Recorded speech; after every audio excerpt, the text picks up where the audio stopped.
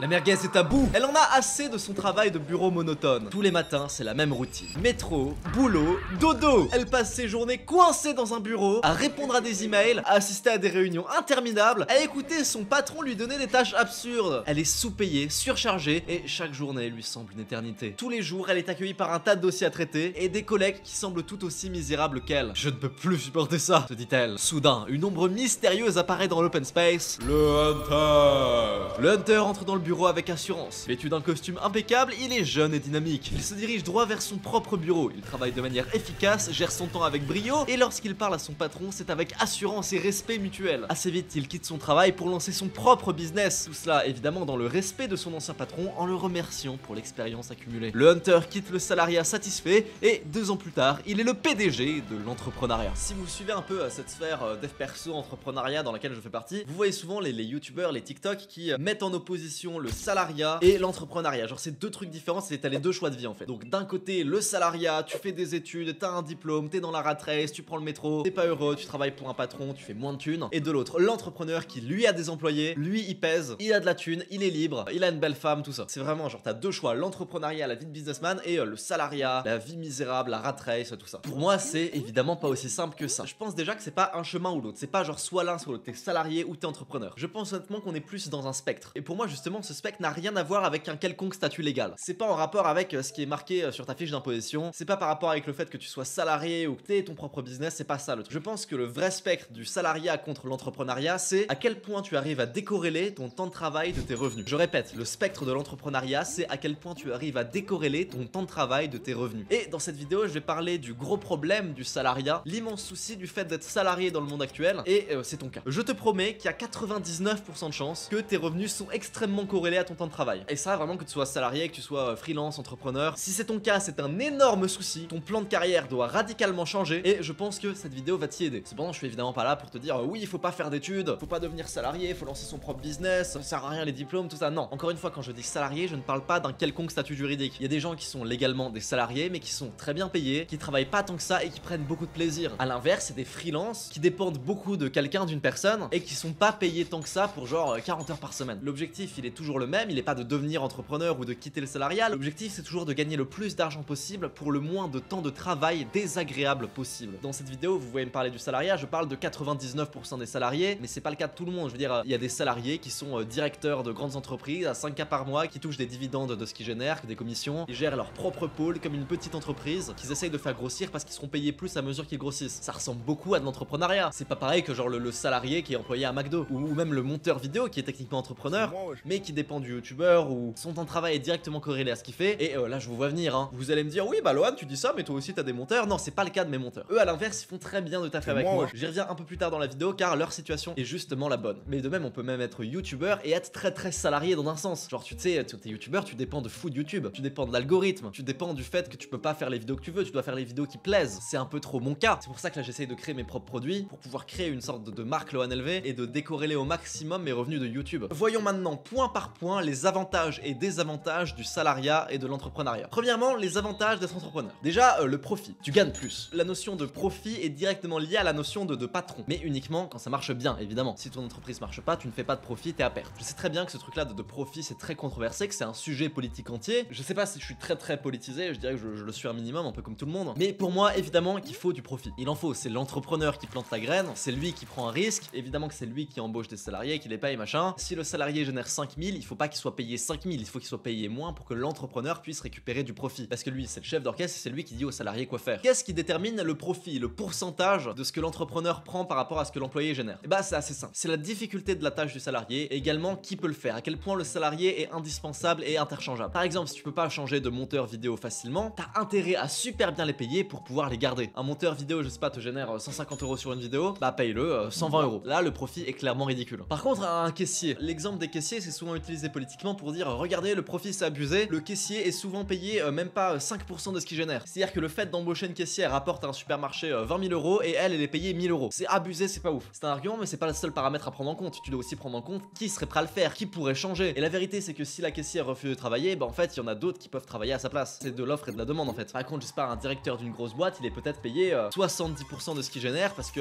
le but c'est de faire grossir la boîte, c'est dans son intérêt, peut-être qu'il touche des dividendes, donc il va être encore plus impliqué, il va beaucoup travailler parce qui génère plus parce qu'il est difficile de le changer, donc il est payé plus, c'est logique. Deuxième argument en faveur de l'entrepreneuriat, évidemment la liberté. Pareil, encore une fois, c'est quand l'entreprise marche. La liberté, c'est le fait de pouvoir se lever quand tu veux. T'es pas salarié, tu peux te lever quand tu veux, tu peux travailler depuis chez toi, t'as pas besoin d'être physiquement dans ton entreprise. Énorme avantage du côté de l'entrepreneuriat, le plus gros si on me demande. Troisième avantage de l'entrepreneuriat, pas besoin de la fac. Je pense que c'est un très bon argument. Je veux dire, si t'as une entreprise qui marche bien, t'as normalement pas eu besoin de faire des diplômes, des trucs comme ça. T'as pas besoin d'aller à la fac. Loin de moi l'idée de vouloir cracher sur la fac, mais c'est quand même bien de la merde. Donc si on peut éviter ça, bah c'est cool. Du coup, point en faveur de l'entrepreneuriat. Voilà, maintenant on va passer aux avantages du salariat. Moi déjà, le premier truc qui me vient à l'esprit quand je pense à avantage du salariat, c'est que ton salaire, c'est ton profit. Tout simplement, t'as pas de dépenses à faire pour ton entreprise. C'est ton patron qui paye tout. Imaginons, t'es payé 2000 € par mois, et bah t'as un profit de 2000 € tous les mois. C'est ton profit. Et ça, c'est cool. C'est vraiment du profit que tu peux directement dépenser. T'as pas de l'URSSAF à payer dessus. Tu peux faire ta vie, t'es heureux, t'es bien. Tu peux directement même l'investir si tu veux créer un patrimoine. Le fait que ton salaire ne bouge pas et que tu sois sûr qu'il va tomber, c'est un argument de fou. Et deuxième gros argument du salariat, c'est que après 18h, il y a plus de stress. Le boulot est fini après 18h. T'as plus à penser à ta boîte. Le week-end, tu penses pas à ta boîte. Tu fais tes 35 heures et c'est tout ce qu'on te demande. T'es payé pour ça, c'est un contrat. Le fait de pas avoir cette charge mentale qu'a le patron, je trouve que c'est vraiment un énorme avantage en faveur du salariat. Et c'est tout. Pour moi, il y a vraiment que ces deux avantages-là au salariat. J'en ai vraiment pas d'autres et le reste, c'est que des inconvénients. Parce que je sais, on peut très bien me dire, oui, la retraite, les acquis sociaux, on vit en France, on a 5 semaines de vacances tous les ans, payées, 5 semaines payées. Pour moi, je trouve pas que c'est un avantage. D'ailleurs, je veux pas être pessimiste, mais bon, la retraite, je suis pas sûr que t'en aies. Donc pour moi, c'est pas non plus un argument de fou, là, la protection sociale. Parce que en plus, tout ça, l'entrepreneur, là aussi, vu qu'il a l'argent, vu qu'il a une entreprise à succès, c'est pas un avantage. Du coup, je dirais que c'est même un inconvénient le fait que t'aies que 5 semaines de congés payés par an. Parce que l'entrepreneur qui a du succès, encore une fois, lui, il en a quand il veut. La protection sociale, toi, t'as le minimum. L'entrepreneur, s'il est très riche, il a tout ce qu'il veut aussi. De même, on va parler de sécurité. Pareil, je trouve pas que vraiment c'est un bon argument le fait que oui, t'as ton salariat, certes, tu gagnes moins, mais bon, t'as ton diplôme, t'as ton truc. C'est assuré d'avoir ton salaire, t'es assuré d'avoir ton travail. C'est bien le salariat parce que c'est la sécurité. C'est vraiment l'argument de ouf. Ça, on dit souvent ça. En opposition à voilà, lancer son business, c'est risqué. T'es pas sûr d'avoir un salaire, tu peux être en perte, c'est dangereux. Alors que quand t'es salarié, t'es sûr d'avoir ton salaire. La vérité, c'est que j'ai jamais compris pourquoi on disait ça parce que c'est faux. La vérité, c'est que le salariat et l'entrepreneuriat, c'est autant risqué l'un que l'autre. Dans le sens où d'un côté, si ton patron fait faillite, toi t'as plus de salaire, tu vois. Si l'entrepreneur prend des risques, l'employé prend les mêmes risques vu qu'il est dans la même boîte. C'est juste que la charge de la responsabilité vient à quelqu'un d'autre. Quand c'est toi l'entrepreneur, c'est toi qui prends les risques. Quand c'est toi qui es l'employé, c'est toi qui donne le risque à l'entrepreneur. Et on va me dire oui, d'accord, mais ce que je veux dire, c'est que tu peux directement retrouver un taf de salarié direct. Tu t'es fait virer de ta boîte parce qu'elle a été liquidée, elle a fait faillite, machin. Maintenant, tu peux retrouver un travail toi-même facilement parce que t'as ton diplôme, parce que ton truc. Mais je vais te dire un truc, le patron aussi, il peut trouver un taf de salarié, même plus facilement. Moi, par exemple, je sais que si ma chaîne marche plus, si je fais plus d'argent, je trouve un taf de salarié à 2-3K par mois, mais facile. Les compétences que j'ai appris en copywriting, en management, en connaissance de YouTube de manière très large. Si le but c'est d'être salarié à 2-3K par mois, je le suis mais dans la semaine. Genre je sais vraiment au fond de moi que jamais j'aurais besoin de reprendre mes études. J'en ai littéralement pas besoin parce que si je fais un bac plus 5 pour gagner 3K par mois, bah je peux directement le faire là maintenant, tu vois. Sauf la médecine. Si un jour vous me revoyez reprendre des études, ce sera pour faire de la médecine parce que effectivement il y a besoin d'un diplôme pour la médecine, c'est pour devenir docteur et tout. Et je me dis que peut-être c'est un truc que j'aimerais bien faire, c'est dans longtemps et tout. Mais moi maintenant avec mon expérience, mon CV, mes connaissances, mes compétences, j'ai pas besoin d'un diplôme pour gagner du fric. Genre vraiment pour moi ensuite le salariat c'est full désavantage et je suis vraiment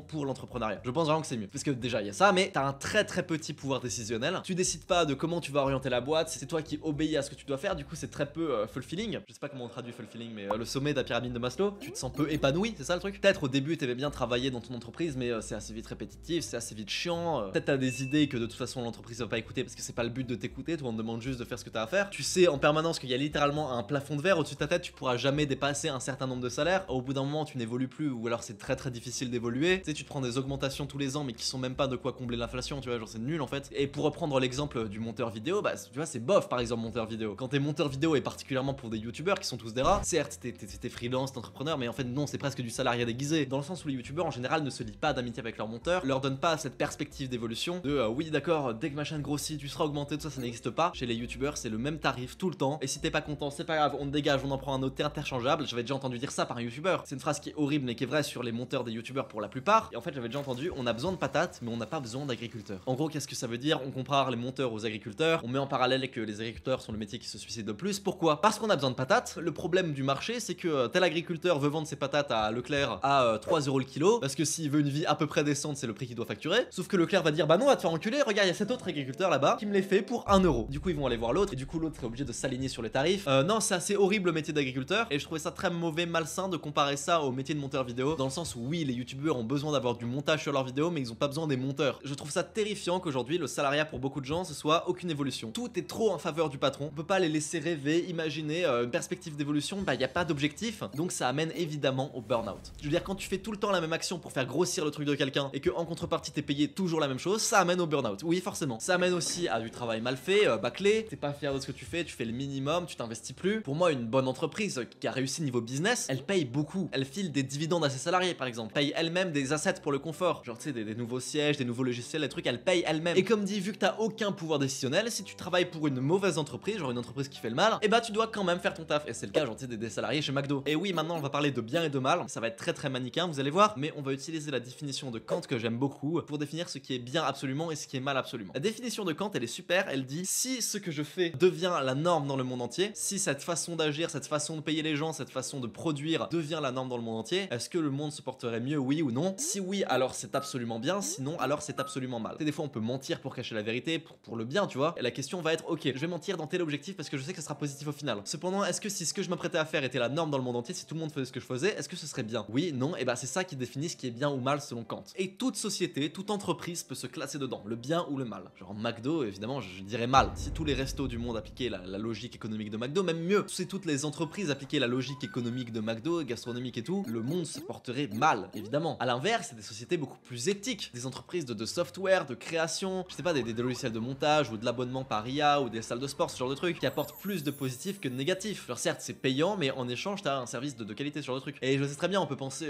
non, regarde, il y a des entreprises genre Evian. Evian, c'est ni bien ni mal, Evian, si. En fait, si vous regardez bien attentivement chaque société, vous pouvez toujours trouver des logiques de rentabilité, de marketing dans un sens, peut-être de mentir des fois, mais en contrepartie dans l'autre sens, du bon produit, peut-être quelque chose qui est bon pour la santé, bon pour l'environnement peut-être, tu peux toujours classer de manière universelle quelque chose qui est bien ou qui est mal. Et le souci, c'est que quand le salarié décide de rien, s'il se trouve dans une société qui fait le mal, il est dans la merde. Et c'est le cas de la plupart des sociétés. Le problème des entreprises genre à l'américaine, qui ont une notion du profit très impérialiste, c'est que ces entreprises ont une mentalité qui gangrène, je dirais 99% des entreprises et sociétés aujourd'hui. C'est la phrase business is business. La phrase qui dit que dans tous les cas, les affaires sont les affaires, le plus important c'est la rentabilité, peu importe, le but c'est d'être toujours plus dans le profit, de manière très objective, et c'est le cas de vraiment toutes les sociétés. Ça c'est dangereux, et ça peut être retourné contre vous en tant que salarié. Et quand je dis salarié, je parle de salariés, de prestataires, tout ça, hein. Je parle encore une fois pas d'un truc légal. Parce que le but de ces entreprises, c'est de devenir riche sur votre dos. Peu importe votre état de santé mentale, peu importe comment vous vous sentez, peu importe ce qui va dans votre vie, peu importe votre confort de travail, le but c'est de faire le plus d'argent possible. Le plus important, c'est toujours le plus de profit possible, et j'irai même plus loin que ça, je dirais même que toutes les décisions qui sont dans l'ADN de l'entreprise, toutes les décisions qui sont prises en faveur de votre santé mentale, de votre confort de vie, de votre santé physique, c'est toujours dans l'optique de faire plus de profit. Parce que la logique, c'est que oui, t'as une meilleure santé mentale, donc il y a moins de chances que tu dégages, il y a moins de chances que tu finisses dépressif à faire plein de congés, donc tu vas travailler plus, donc tu vas faire plus de profit. Ils ne feront pas un move uniquement pour votre confort si ça leur coûte plus que ce que ça va leur apporter. Je suis très sérieux pour la plupart des sociétés, genre 99%. C'est pour ça que je dis que le salariat c'est mal, c'est parce que le salariat c'est mal dans 99% du temps pour votre patron, et c'est le cas de quasiment tous les patrons. Si votre confort de vie et votre santé mentale ne vaut pas le coup d'y investir de l'argent parce que ce confort lui générera moins d'argent qu'il a investi, elle ne fera rien dans votre sens. L'entreprise va juste vous presser comme un citron, peut-être vous maintenir à un suffisant niveau de, je sais pas, de salaire, de plaisir de travailler, de confort de vie, tout ça, mais juste suffisamment pour pas que votre salariat soit négatif pour eux. Même pas négatif, pour pas que votre salariat ne soit ne serait-ce que pas optimal. Je vous jure que c'est vrai, la plupart des sociétés préfèrent que vous génériez 5000 € de profit en dépression plutôt que 4500 en bonne santé. C'est le problème de la plupart des sociétés, c'est que le profit est toujours le plus important. Je parle bien de profit, hein, ils sont pas en négatif, c'est juste 5000 d'un côté, 4500 de l'autre. Le but c'est toujours le plus d'argent. Et le gros problème que j'aimerais pointer du coup dans cette vidéo, le gros problème du salariat, c'est que tout ça, c'est le cas dans toutes les entreprises. Je connais très peu d'entreprises qui n'ont pas que la rentabilité en tête quand ils font des actions. Ça n'existe quasiment pas. S'ils prennent des salariés, c'est uniquement pour faire plus de bénéfices. Il existe assez peu d'entreprises qui vont consciemment être face à un salarié et se dire consciemment